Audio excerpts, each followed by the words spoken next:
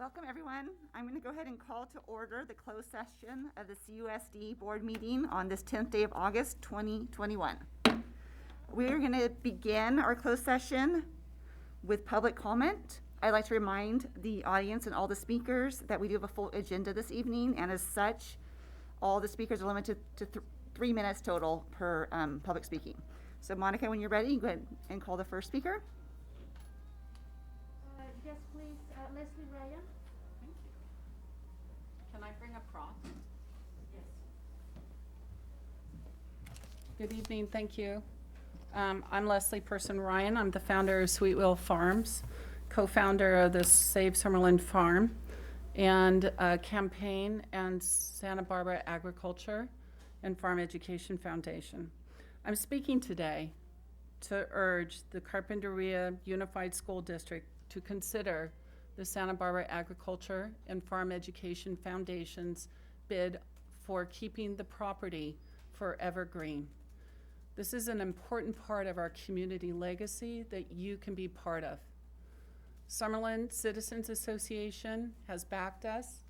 We have Elizabeth Winterhalter. We have backing from the California Women in Agriculture. We have backing from various parts of the community, including children's education. If you go on our website, you'll see educational videos concerning how to grow things. And our farm is dedicated to organic, pesticide-free, and local produce. There is no grocery store in Summerlin. We use hyper-organic practices out of respect for the community and its land and the health of our citizens. Our nonprofit and community-supported agriculture ownership of this property is vital to our community.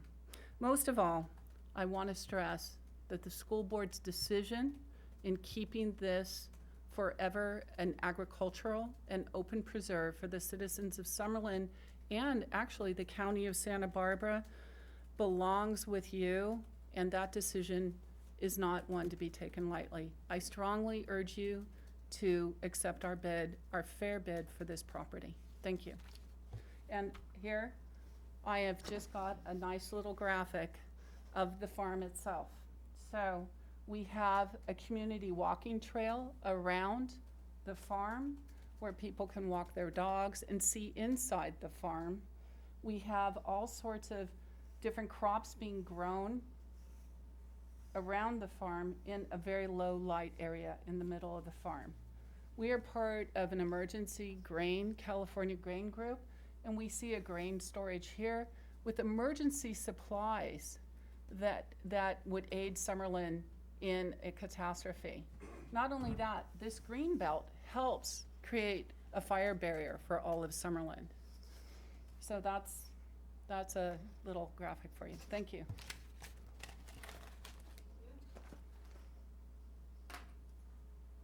Who do we have next, Monica?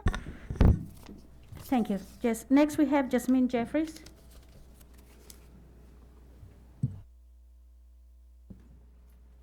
Hello, everybody. Thank you. My name is Jasmine. I just wanted to read a little statement from Melody, who is a 17-year-old girl who has been a resident of Summerlin for her entire life. Unfortunately, she was unable to be here due to school starting up soon, so I would just like to read the statement on her behalf. So Melody says, "Sweetwell Farm and Flowers has been a blessing to my family and keeping our stomachs full. My mother is a single mom and struggles with being able to afford food like many other parents. Thanks to Leslie, we now have access to fresh produce. We are cooking and making meals together, which has brought my family closer. Our attitude has changed, and we want to be healthy now that we know we have access to organic fruits and vegetables. This is such a heartwarming feeling. I feel a part of the community in Summerlin more than ever, and I've lived here my entire life. Such a wonderful business and such a blessing to everybody." And again, that's from Melody. She's 17 years old. And her mother also says, "Having organic food options in Summerlin and having some kind of food source is what we need. My family was also trapped in the mudslide, and I actually bought the last bag of rice to feed my family from the liquor store. It was really scary. I support having a working farm in Summerlin because we need an organic food source in town. The only options we have are either processed food or restaurant-type meals. Locally grown food would prompt jobs, benefit our community health, and educate people on healthy lifestyles. Thank you very much.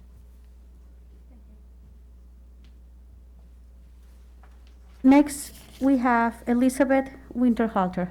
I just am here to support from Summerlin Citizens Association. You're not gonna speak? Oh, you didn't have to do this one then, no worries. Next, we have Kit and Jade Hawkins.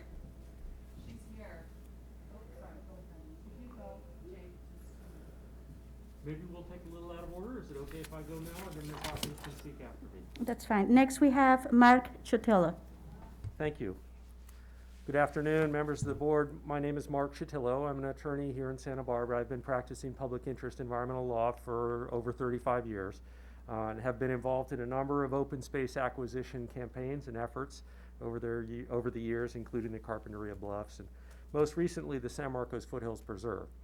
And I am representing and working with the Santa Barbara Agricultural and Farm Education Foundation. This is a nonprofit corporation that's been formed. It has its tax-exempt status pending with the Internal Revenue Service, but it is a public benefit corporation that's capable of making and being bound by a bid to purchase and is a legal entity. And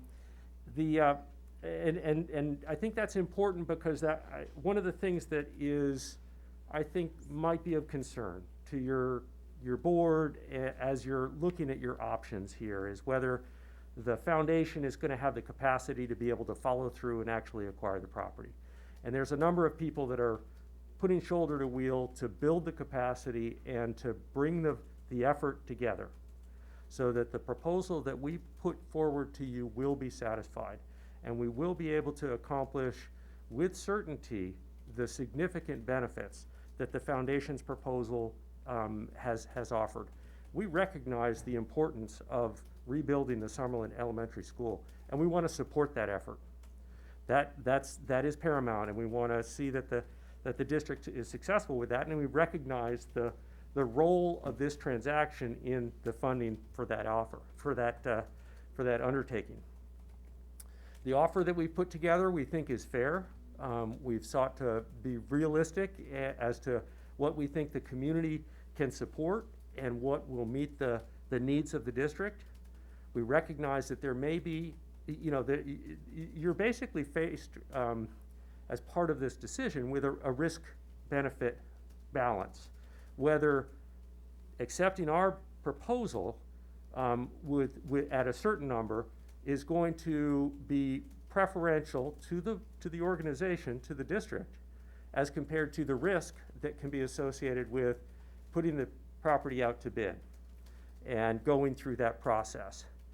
By accepting our bid, you avoid all brokers' commissions and the additional fees, the marketing expenses that may be associated with an open bid process.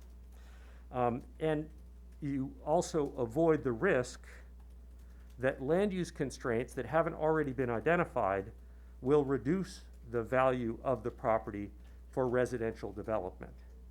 We all recognize that the market is in a position of transition, and we can only speculate as to what that might represent. It could go up and it could go down. Thank you.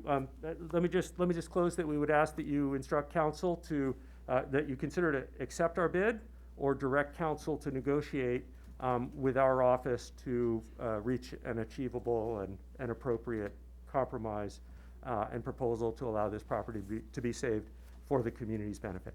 All right, Thank you very much. Monica, next.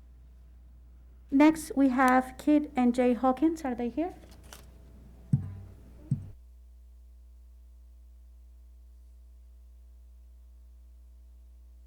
Hi, lovely to be here. Thank you. Nice to meet you. I'm Jade Hawkins. Having only moved into the area a few months ago, I'm honored that Leslie had asked me to be here today to share my experience about being at Sweet Wheels Farms. Up until May of this year, my family and I have always lived in big cities. Originally from London, we moved to Los Angeles 5 years ago, spending most of our last most of our time last year at home, like the majority of us during the pandemic.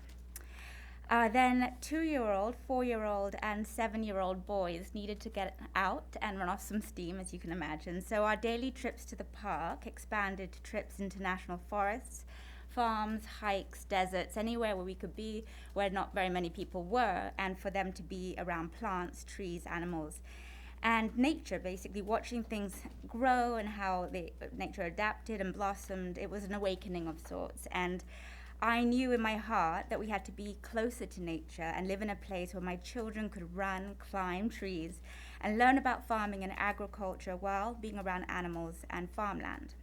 This type of upbringing, as you know, was quite normal about 100 years ago. But now with the fast-paced life of everyday life, electronics, social media, and the like, so many of us have lost touch with the source from which we have all come from. And we've all lost touch with where our food is grown, and the animals that we've taken for granted as we walk mindlessly into supermarkets and gather what we need from our shopping list without the true understanding and gratitude about how everything gets there, all the love and passion that it takes from getting the food from farm to table. Having moved here, I've just found that, I've only been here a few months, and this community really is a wonderful place filled with people like Leslie, who clearly only wants the best for the people in and around Summerland.